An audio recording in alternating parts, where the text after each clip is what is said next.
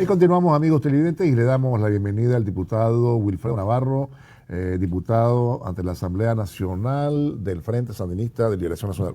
Gracias por estar con nosotros, doctor Navarro. Un placer saludarlo y atenderlo esta mañana, recibirlo.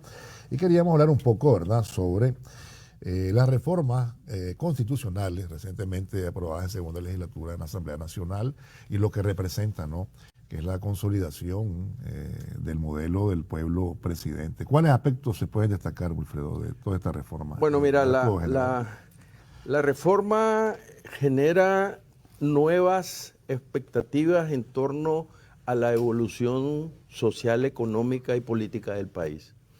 El derecho no es estático, el derecho es dinámico, el derecho se va ajustando en base a las transformaciones que tiene la sociedad. Nosotros tuvimos una revolución en 1979 y esta revolución ha ido generando nuevas instituciones, nuevas situaciones de desarrollo en el país. Y el marco jurídico se ha ido adecuando. Tuvimos la Constitución de 1987, son más de 30 años de vigencia, y durante ese tiempo han venido dándose desarrollos y transformaciones en nuestra sociedad, avances cuantitativos y cualitativos que dijéramos, no están reflejados en el marco jurídico constitucional. Hay aspectos de reivindicaciones del pueblo nicaragüense que deben de estar en la Constitución.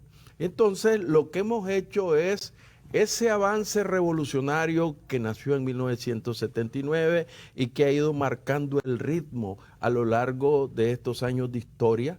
Estamos incorporando ese desarrollo, ese progreso, esas instituciones, porque las verdaderas revoluciones generan instituciones, generan cambios trascendentales que le dan un nuevo rostro a la sociedad y que ponen a esa sociedad en los carros del desarrollo y del progreso. Y entonces, lo que nosotros hemos hecho con esta nueva Constitución es que estamos incorporando en la Constitución reivindicaciones, instituciones, transformaciones que estaban desarrollándose en el país, y hemos hecho una revolución, pero ahora estamos que esa revolución vaya evolucionando en un proceso de paz, de seguridad y de defensa de la soberanía de nuestro país. En el ámbito político y social, ¿qué significa la figura copresidente, copresidenta? Mira, aquí quisiera detenerme un poco para hacer algunas puntualizaciones. Nosotros teníamos un modelo de presidencia que nos fue impuesto. La famosa historia de la división de poderes, la famosa historia del equilibrio de poderes, que no es más que una imposición que tenemos y que fuimos desarrollando y manteniendo ahí.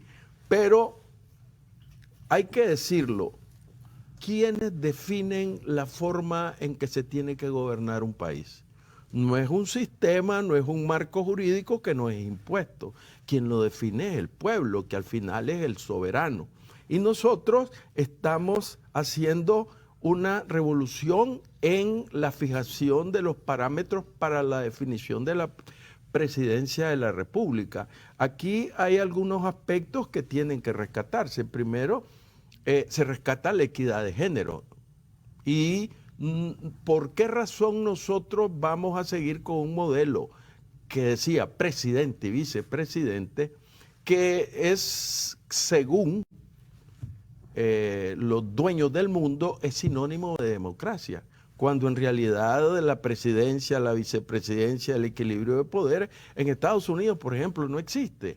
El presidente nombra a los miembros de la Corte Suprema de Justicia, tiene el control del poder legislativo.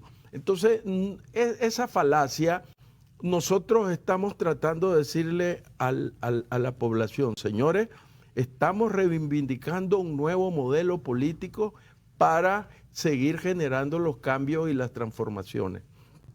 Nosotros lo que necesitamos es el respaldo de ese pueblo y es importante dejar bien claro que los pueblos, las naciones, los estados definen su forma de organizarse en base a la voluntad popular y eso es lo que estamos haciendo aquí.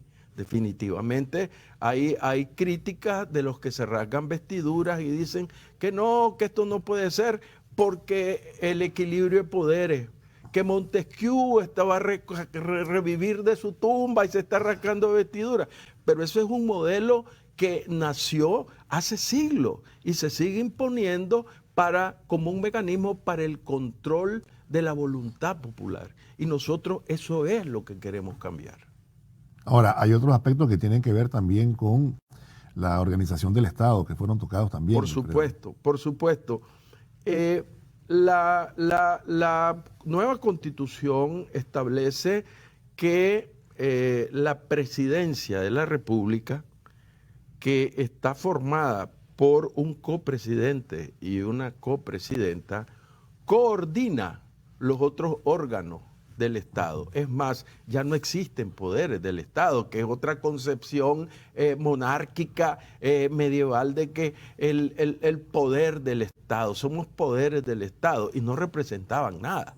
Entonces, aquí la representación del pueblo está en todos esos órganos del Estado, en una forma que se permite un equilibrio en la administración pública. Y así tenemos que la presidencia es la que coordina a los otros órganos del Estado. ¿Cuáles son los otros órganos del Estado? El órgano legislativo, el órgano judicial, el órgano electoral y el órgano de control y fiscalización del Estado. Entonces, existe la presidencia y después que coordina los 4 órganos del Estado nicaragüense. Ahora, hay algunas cuestiones novedosas en la reforma constitucional. Muchos dicen, ¿qué pasó con los vicepresidentes?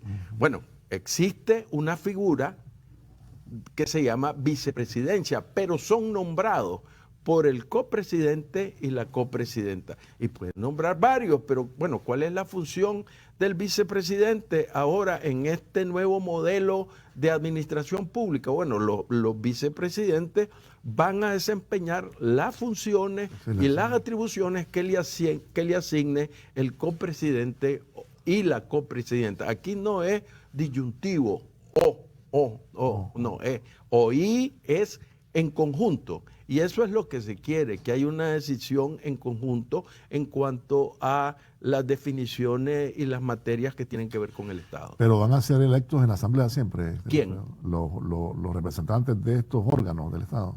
Ahí también hay otras cosas novedosas, ¿no? Que hay cambiaron. Cambios. Por ejemplo, en la Corte Suprema de Justicia eran 16 magistrados, ahora son 10. Entiendo que el presidente de la Corte ahora ya no va a ser nombrado por un año, sino por se cambia el periodo de duración de los cargos, de 5 a 6 años, ¿verdad? Entonces, todos los magistrados de la Corte Suprema de Justicia, que eran 16, ahora son 10, y estará con la equidad de género con un elemento fundamental en esta nueva Constitución, 5 mujeres y 5 varones en la Corte. El presidente de la Corte es nombrado por el periodo de 6 años. No es esa inestabilidad que se creaba, que todos los años hay que elegir presidente y se genera una inestabilidad en el órgano administrativo. Te lo digo porque yo estoy en la Asamblea y es terrible estar preparándose, cabildeando, buscando los votos para poder ser reelegido. Eso te distrae del trabajo que vos tenés dentro del órgano administrativo. Se establece las salas y se establece un organismo que es el que rectorea y administra todo lo que tiene que ver con el cumplimiento de los requisitos de los notarios y un control que se hace en la Corte Suprema. En En el Consejo Electoral, Consejo Supremo Electoral, quedan 6 y el presidente también del Consejo es por 6 años. Todos los cargos en el andamiaje administrativo son por 6 años. Ya no que el presidente del Consejo hay que estarlo eligiendo, no, va electo por 6 años. Y la Contraloría queda igual, ¿verdad? Ahí no hubo modificaciones y hay una variación. Ni en la Corte desaparecen los conjueces, que eran 15 conjueces. En el Consejo Supremo Electoral desaparecen los suplentes y solo quedan 3 suplentes en la Contraloría General de la República. En lo otro, más que nada las funciones y las atribuciones de los diferentes órganos pues quedan más o menos igual, con algunos ajustes o algunas variaciones. Y una característica de esta nueva Constitución es que antes de la reforma, en la Constitución existían, digámoslo así, ¿qué es la Constitución? Es el marco fundamental del desarrollo jurídico del país. Entonces, ¿qué pasa? En la Constitución hay principios fundamentales. Entonces, ¿qué pasaba antes de la reforma? Habían un montón de cosas que eran más que nada normativas generales, reglamentaciones, cómo se va a elegir cómo se va a elegir el otro. Entonces, en la Constitución ahora se derogaron creo que 37 artículos, se reformaron 148, no estoy seguro del número. Entonces, para ajustar la Constitución a lo que verdaderamente es la sombrilla que establece parámetros generales que después estos van a ser desarrollados en las leyes secundarias, en las leyes generales, en los reglamentos, en los estatutos, etcétera. Se deja menos gorda la Constitución, que estaba cargada de elementos que estaban más dirigidos a que fueran reglamentados o dichos en una ley general o una ley secundaria. ¿Qué representa en la Constitución y para nuestro pueblo el protagonismo de los pueblos originarios y afrodescendientes en esta nueva Constitución? Bueno, una de las transformaciones, aparte de la evolución que tenemos en esta nueva Constitución, es así como en tema de la salud, en el tema de la educación, que tenemos que verlo, es que en la Constitución se establece por primera vez como principio constitucional el reconocimiento de la identidad de los pueblos originarios y afrodescendientes, que eso implica el reconocimiento constitucional de su cultura, de su lengua y de todas sus características, hasta los aspectos de justicia que tienen los pueblos de la costa Caribe. Entonces, para nosotros es motivo de satisfacción que por primera vez en la Constitución se le reconoce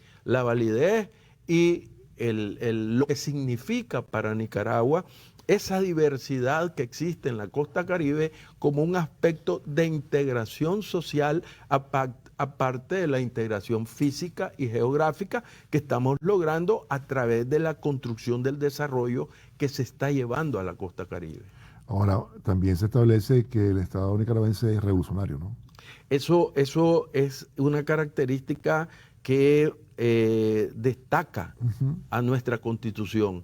Es un fundamento claro que Nicaragua es un Estado revolucionario, como la declaración que hacemos en la Constitución de que estamos luchando por un mundo multipolar, con que defendemos, que se defiende la soberanía de los pueblos y que además reivindicamos a líderes internacionales en nuestro preámbulo, que como Fidel Castro, como Chávez, como Martí, etcétera, porque estamos mostrándole al mundo nuestro carácter de la visión internacional, no hacia adentro, que se tiene en el resto de Latinoamérica.